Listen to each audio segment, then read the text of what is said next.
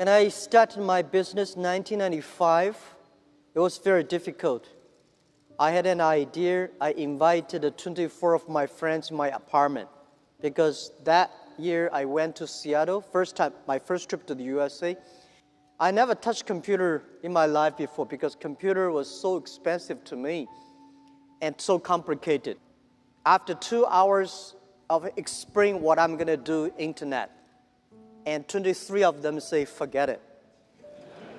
He said, this thing never worked because there's no such thing called internet in the world.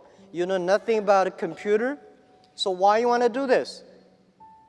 And only one people, he said, Jack, if you want to try it, just to try it.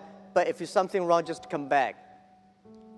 And after a whole night thinking, I say, I still want to do it.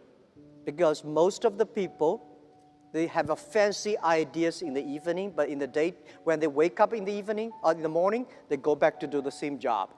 But I'm very optimistic. When people start to worry, that is the opportunity is. I worry about the blood testing, and she created good things. And I think great innovations, great companies always happen in the tough times. Life's like the music. You have up, you have a down, you have a long, you have a short notes. And I like your American movie. Life is like a box of chocolate. You never know what you're going to get, right? So I'm pretty optimistic. The opportunity in the future for equality is huge, because in the last century, the IT is for big companies.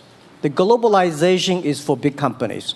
But now with the technology, we can serve those 80% of the companies that have never been served. We can serve the 80% of the young people that have never been served.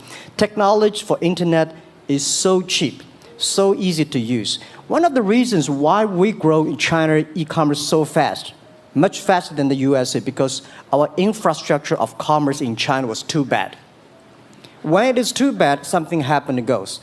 Today we are working on the rural areas of China. I can never imagine that China, about 800 million people still live in the rural areas, are farmers.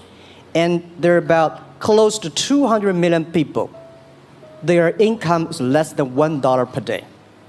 And before the internet, it's impossible for these guys to reach the PC because it's so difficult. Even people like me, I don't know how to use a PC. But now 80% of the farmers, those people using mobile phones.